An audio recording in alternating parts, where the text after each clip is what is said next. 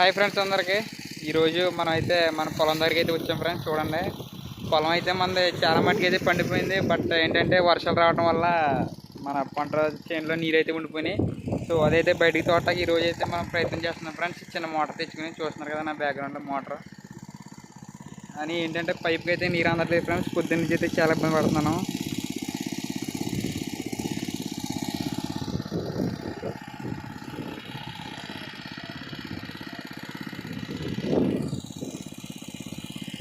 అది కూడా చూడండి ఫ్రెండ్స్, అక్కడైతే పెట్టాం.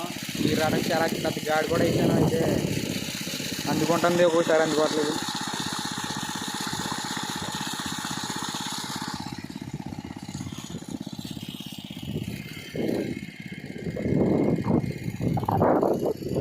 సో ఇది ఫ్రెండ్స్ ఇవాళ మన షార్ట్ వీడియో.